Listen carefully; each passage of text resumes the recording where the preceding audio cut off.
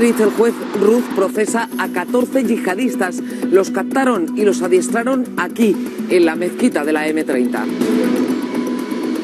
Son las primeras cabezas tractoras, su destino, la Meca. Los ingenieros españoles construirán la primera línea de alta velocidad en el desierto. Y también en Estados Unidos, ACS, la constructora que preside Florentino Pérez, se ha hecho hoy con un tramo del contrato de AVE entre Los Ángeles y San Francisco. El último adiós a la reina Fabiola en la Catedral de Bruselas. El adiós a una reina de los belgas en español.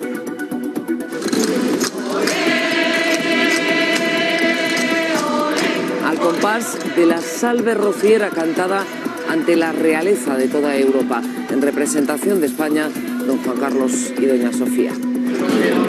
Ella también tendrá su reseña en los libros.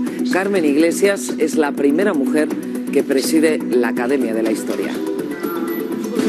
Ya sábado 13 de diciembre, información, opinión y análisis. Comienza Diario de la Noche.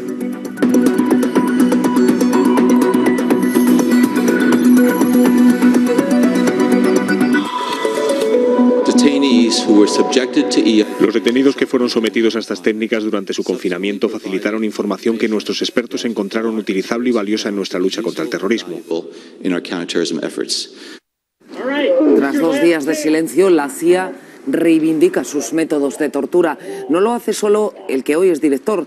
James Woolsey, su predecesor, asegura tajante que volvería a utilizar el sistema de simulación de ahogamiento a los presos si con eso salva vidas de norteamericanos.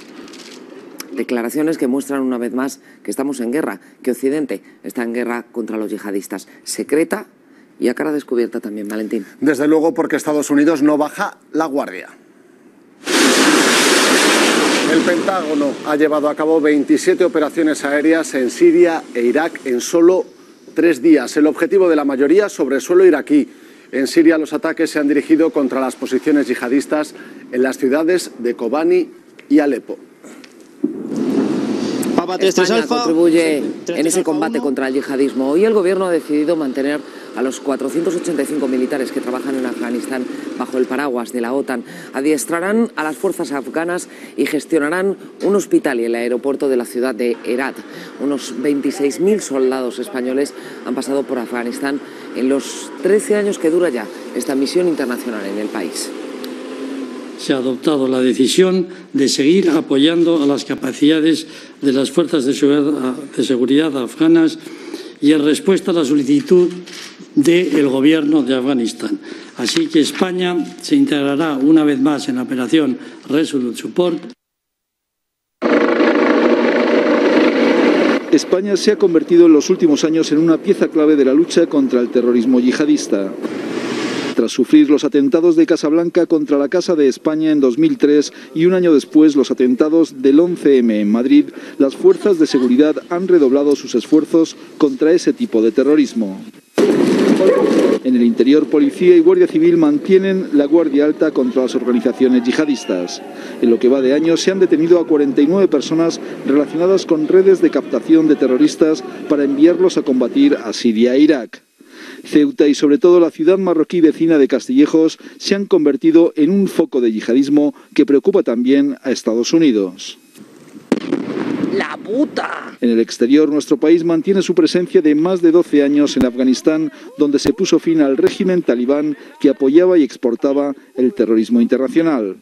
300 soldados españoles se van a desplazar a partir de enero también a Irak en tareas de asesoramiento para luchar contra el llamado Estado Islámico.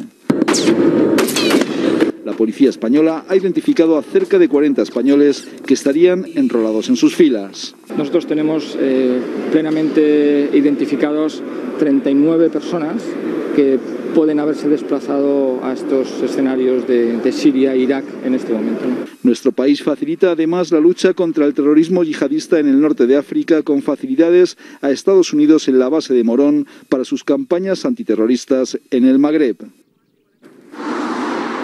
La amenaza dentro y fuera de casa. Esta es la mezquita de la M30, la más grande de Madrid. Alberga el Centro Cultural Islámico, un espacio destinado al estudio del Corán. Hoy sabemos que era también el centro de reunión de una célula yihadista. Y de captación y centro también de adiestramiento de terroristas, y lo dicen los periódicos, Julio. Lo dice concretamente la portada ABC, que le dedica su espacio principal. La policía vigila a yihadistas en locutorios, cárceles y mezquitas. Detrás la fotografía de la mezquita de la M30, a la que hacía referencia ahora mismo en esa información. Vamos a ver más detalles de lo que ocurría en el interior de esa mezquita. Exactamente. Bueno, pues dice que Interior controla aproximadamente a más de 1000 presos de origen musulmán. Aquí vemos una de las cámaras de grabación y vigilancia que próxima a esa mezquita de la M30. Pero también encontramos en el mundo más pequeño algo que tiene que ver, ahora mismo no lo podemos ver, pero os lo voy a leer porque en la portada del Mundo dice que jefes militares de Saddam Hussein integran actualmente la cúpula del califato. Han logrado, dice, mantener la hegemonía del Estado Islámico en el califato que han proclamado en el norte de Irak. Una noticia que nos afecta directamente con la mezquita de la M30, y la otra que parece ser que los antiguos jefes de la cúpula militar de Saddam Hussein pues siguen mandando en el norte de Irak, en ese califato que ahora mismo está en el centro de todas las miradas y preocupaciones, claro. Vamos a centrarnos en lo que ocurre aquí en Madrid, en lo que ocurre en esa mezquita de la M30. Lo deja al descubierto un auto del juez de Ruth de la Audiencia Nacional. De la Audiencia Nacional, efectivamente. En ese centro también captaban y adiestraban a islamistas radicales que después han ido a combatir a Siria e Irak. Es lo que dice el auto del juez de la Audiencia Nacional. Pablo Ruz ha procesado a 15 miembros de la red salafista que las fuerzas de seguridad desarticularon el pasado mes de junio. Sus propias familias han contado al juez cómo se radicalizaron de forma extrema. Lo prueban los vídeos y mensajes que difundían en las redes sociales. La brigada Al-Ándalus era una célula de captación con base en Madrid.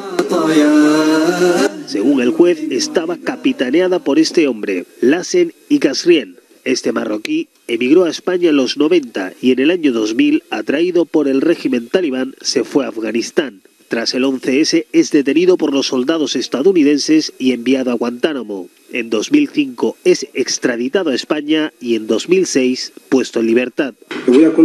Ahora, según el juez, sabemos qué ha hecho en los últimos años: montar esta célula diseñada al detalle, con sus enlaces, reclutadores, reclutados y los enviados a la guerra en Siria. La red tenía su base aquí, en la mezquita de la M30. Su cafetería se convirtió en base de reclutamiento y adoctrinamiento de combatientes islamistas con destino a Irak y Siria. El auto señala que los familiares de los captados han confirmado el proceso de radicalización de sus integrantes. Toda una trama terrorista que disponía hasta de un campo de entrenamiento en esta finca situada en la provincia de Ávila. Es Europa, es Italia, Milán. Los manifestantes, ahí lo ven, se enfrentan a la policía y así a palo limpio ha terminado la manifestación contra los recortes que ha puesto en marcha el gobierno de Italia. 9 detenidos y 15 heridos. Es la primera huelga general contra el gobierno de Renzi. La han convocado los dos principales sindicatos del país, de Italia, porque no les gusta la próxima reforma laboral. Cifran el seguimiento de los paros en el 70%. Las manifestaciones se han sucedido en numerosas ciudades italianas. Los servicios de transporte prácticamente se han paralizado y en los aeropuertos hemos visto numerosos retrasos. Y en Grecia las huelgas, algunas muy violentas, han abierto las puertas a un vuelco político. Sobrevuela sobre el país la sombra del tercer rescate y ese fantasma ha dado alas a los partidos populistas y antieuropeos. Uno de ellos puede acceder a la presidencia en breve si al final hay adelanto electoral. Las encuestas dan como favorito al partido de ultraizquierda Syriza. Grecia, Italia, Portugal, Francia, España. Europa puede ser un polvorín en 2015. La primera prueba la semana que viene. El gobierno griego se juega el todo por el todo en la elección del próximo presidente de la República. Si no sale su candidato, habrá elecciones generales y el euro se puede encontrar con un serio problema. Las encuestas dicen que ganaría la coalición radical de izquierda Syriza, totalmente en contra de las políticas aplicadas en el país por Bruselas y a favor del impago de la deuda. 2 rescates no han sido suficientes y 4 años después del primero, a los ciudadanos griegos se les ha acabado la paciencia. ¡Podemos! La victoria de Syriza puede ser clave también en España. No en vano se le llama el Podemos griego. De ganar, llevarían unos 10 meses en el poder antes de las generales en España. Tiempo suficiente para evaluar sus medidas, casi calcadas a las del partido de Paulo Iglesias. El mañana es nuestro, compañeros. El año que viene también hay elecciones generales en Portugal, Reino Unido y regionales en Alemania e Italia. Con el país otra vez en recesión, el gobierno de Matteo Renzi acaba de vivir su primera huelga general. En contra de la reforma laboral aprobada la semana pasada, pero los sindicatos anuncian un próximo año caliente. En Francia también arrecian los ataques contra los recortes de Hollande. 50.000 millones en su último plan, que no han servido para sanar al enfermo.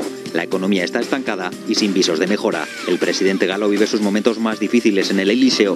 El último palo en septiembre, con la victoria de la derecha en el Senado. Todo ello pinta un escenario difícil para 2015. En juego, la supervivencia del euro.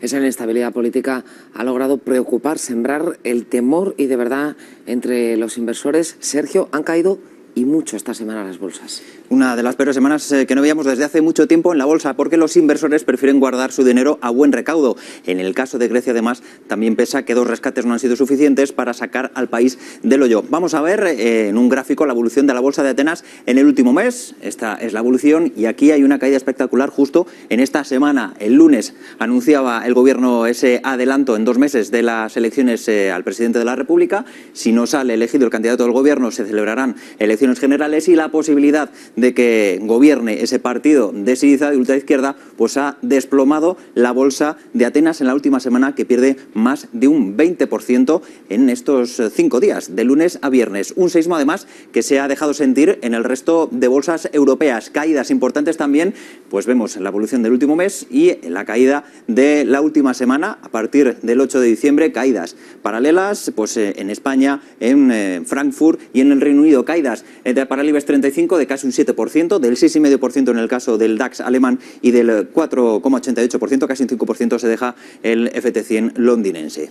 Desde Alemania, Julio, nos miran con mucha atención. Preocupa a España, preocupa a Europa en general. Hombre, desde luego, con los datos que hemos estado viendo, desde luego, ya lo dice el país, una portada muy significativa. El Bundesbank dice que las propuestas de Podemos amenazan la economía. El Bundesbank, para que todo el mundo lo tenga claro, es el Banco Central Europeo, el que manda. Poderosísimo Banco Central Europeo. Alemán, perdón. Pero vamos, es como decir el Banco Central Europeo. Sí, efectivamente, el que tiene más dinero se puede decir, ¿no? Bueno, sí. Pues debajo vemos la fotografía de esto que estábamos hablando, pero también lo contaba Sergio. Huelga general en Italia contra la reforma laboral del socialista Renzi. Seguimos con El Mundo y saltamos con esta fotografía también. Los sindicatos italianos plantan cara a Renzi y arriba la Junta de Andalucía dio un tema que no tiene nada que ver, pero que también viene en portada del Mundo: 138 millones sin control a autónomos. El 42% de las ayudas otorgadas en 2007 y 2010 no están justificadas. O sea, necesito dinero y vas a la Junta de Andalucía y te lo daban, tanto si hacías un ERE como si eras un sindicalista amigo, como si eres un autónomo que monta una empresa, es más, sin recibir. Te decimos no lo he leído, pero si quieres lo adelantamos. La Consejería de Economía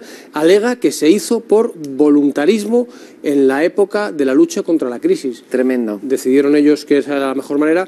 Y vamos, si quieres, con el tema de la economía y el editorial del país. España ha dejado atrás, dice, la recesión, disfruta un crecimiento moderado y el sector público ya no está amenazado por quiebra después de que la prima de riesgo haya descendido por debajo del nivel previo a la crisis. El propio presidente reconoce sin ambajes que el peso del paro es un grave obstáculo para la economía. España no recuperará la tasa del paro anterior a la crisis hasta bien entrada la siguiente década. Viene a decir que efectivamente las cosas van mejor, pero que todavía el paro sigue siendo el gran lastre que tenemos todos. Como admite el propio Mariano Rajoy. Y efectivamente, y Soraya Sáenz de Santa María también lo ha dicho hoy, bueno, pues que las cosas van bien, pero hay que seguir trabajando y muy duro. Y aquí nos habla de lo que de alguna forma viene a explicar que todos esos problemas que está habiendo en Italia, esa resistencia a las reformas que estamos encontrando en Europa, en Francia y en Italia, pues que no nos pueden llevar a un buen camino si triunfan, porque no es la solución, dice, más socialismo, dice el editorial de El Mundo. Europa tiene que asumir que la única manera de salvar su modelo político y social de bienestar es comprometerse con las políticas liberalizadoras y de austeridad para reducir el déficit. Dice, las desmesuradas estructuras estatales son ya imposibles de sostener. Y detalla, tanto Francia, en fase de estancamiento, como Italia, que ha entrado de nuevo en recesión, deben acometer con determinación las reformas que ya se han demostrado eficaces recientemente en España y Portugal y desde hace una década en Alemania. Es decir, que el camino que nos dice El Mundo que hay que seguir es el que ha seguido España, que nos ha dado cierto éxito, y el que ha seguido también Portugal.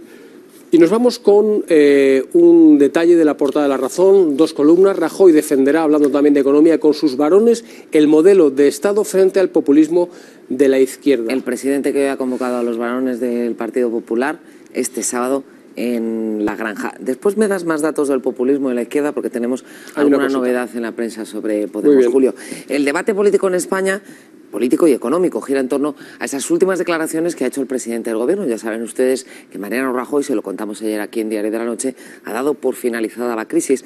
Con estas palabras, estas son las que han encendido el debate.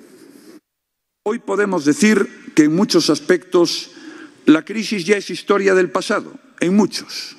Y podemos decir que estas Navidades van a ser las primeras Navidades de la recuperación. En apenas 2 años, dice Rajoy, España ha dado un giro hacia la esperanza. Si en 2012 éramos el enfermo de Europa, hoy el G20 considera a España un ejemplo de recuperación. Dice que no es su intención insuflar ánimos infundados, que los datos le avalan, pero para los sindicatos esa afirmación del presidente del Gobierno es muy temeraria. Reconoce que hay indicadores más. En opinión, la realidad es bien distinta.